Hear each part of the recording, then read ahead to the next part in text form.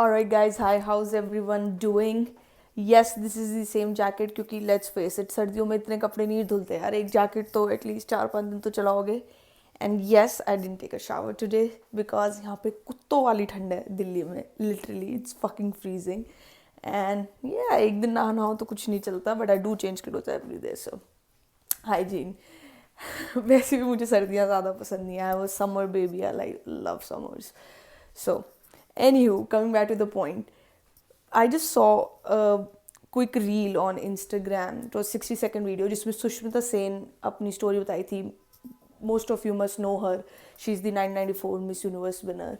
And वो अपनी कहानी बता रही थी. कहानी ऐसे कि उन्होंने कैसे अपनी शुरुआत करी. एंड मतलब she was from a middle class family and उनके पास बिल्कुल पैसे नहीं थे अपना गाउन तक खरीदने के लिए, क्योंकि पैजेंट ऐसे ब्यूटी पैजेंट्स में बहुत महंगे महंगे एक्सपेंसिव डिज़ाइनर स्टफ चाहिए होता है. And she didn't have it.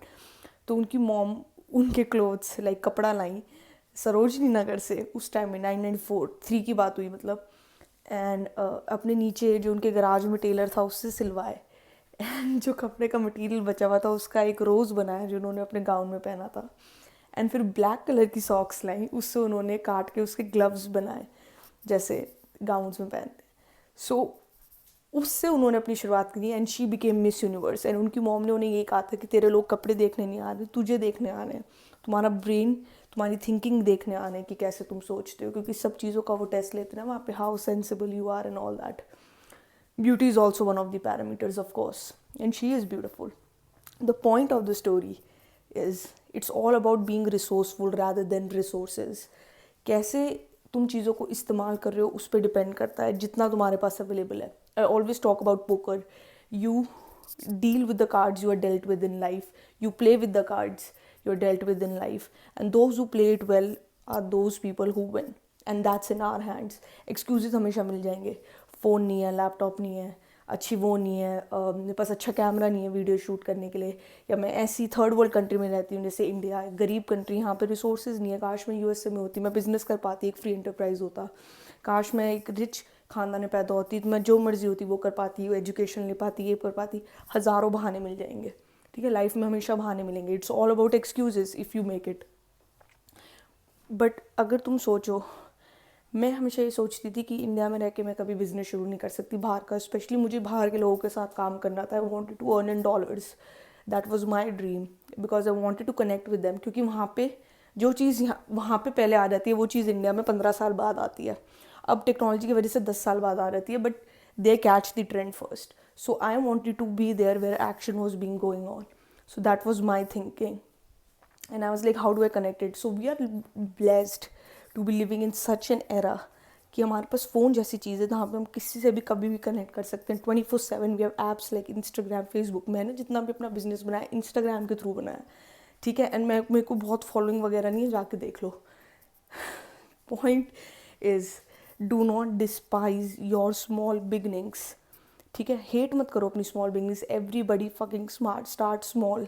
I started small and it's there is a long way to go. Rolls Royce आने से पहले नैनो खरीदनी पड़ती है, मारुति खरीदनी पड़ती है, मर्क लेनी पड़ती है. धीरे धीरे अपग्रेड होकर then you buy it. It takes years to build legitimate and ethical success. Remember it. Okay, but it depends on how you are using your resources. Never despise your small beginnings. Always bloom where you are planted. इससे कोई फ़र्क नहीं पड़ता कि हम India में born हुए हैं, उससे कोई फ़र्क नहीं पड़ता, बल्कि हमारा अंडरडॉग एडवांटेज ही हमारी सबसे बड़ी वो है. इलॉन मस्क का लोग कह देते हैं कि he became an immigrant and वो यूएसए चला गया था. ये वो इट्स ट्रू, वो यूएसए चला गया था, but first he bloomed where he was planted. Meaning South Africa का वो है बंदा. उसने वहीं पे 12-13 साल की उम्र में वीडियो गेम बनाया और बेच दिया था $500 का. 2 दिन में कोडिंग सीख ली थी. तो जिसमें क्षमता होती है वो कहीं पे भी अपने आप को प्रूव कर देता है. एक्सक्यूजेस सिर्फ बहाने हैं दुनिया भर में. मैंने लिटरल बता दिया, बट सिर्फ बहाने हैं और कुछ नहीं. मेरे साथ भी ये चीज़ हुई थी जब मैं 11th-12th में थी, नहीं सॉरी 10th में थी. तो मुझे अपना स्कूल चेंज करा था. आई वाज लाइक, मेरे स्कूल से आज तक कभी किसी के 97-98% नहीं आया. मुझे कभी अच्छी एडमिशन नहीं मिलेगी किसी कॉलेज में, SRCC वगैरह में, Shri Ram college of commerce. And I was like, कोई भी नहीं गया था आज तक मेरे स्कूल से. And I was like I had to change school. तो मेरी टीचर ने उस वक्त, जिनसे मैं ट्यूशन लेती थी मैथ्स में, मेरी फर्स्ट ट्यूशन थी 10th में, एंड शी वाज लाइक, बच्चे स्कूल से कुछ नहीं होता, जिसको नंबर लाने होते हैं वो कहीं पे भी ले आता है। मेरे पास 1000 बहाने थे। आई वाज लाइक ऑल इंडिया का पेपर टफ आता है, दिल्ली के स्कूल से पेपर दूंगी जिनका कॉमर्स का अच्छा है तो मेरे अच्छे नंबर आएंगे। बट शी वाज लाइक नहीं, जिनके नंबर आने होते हैं और you owe it to your school. Sorry, एक तो पहले उन्होंने बताया जिनके नंबर आने होते हैं वो कहीं भी आ जाते हैं, और दूसरा ये कि you owe it to your school. I was studying in that school since first class. तो कहती 10 साल से स्कूल में पढ़े हो तुम, तुम्हारा भी फ़र्ज़ बनता है तुम मुझसे कुछ वापस दो। So I didn't change my school, I gave it through All India CBSE and I topped. And I went to Shriram College of Commerce. I got 97.5%. Not saying marks matter, but I'm just saying कि जिसको लाने होते हैं वो कहीं पे भी ले आता है। जगह का फ़र्क नहीं पड़ता, सर्कमस्टांसिस का फ़र्क नहीं पड़ता, चीज़ों का फ़र्क नहीं पड़ता। लोग लिटरली मोमबत्ती में पड़ के आगे निकल जाते हैं, ठीक है, कोई फ़र्क नहीं पड़ता। Stop making excuses and do what you want to do in life, you will get there.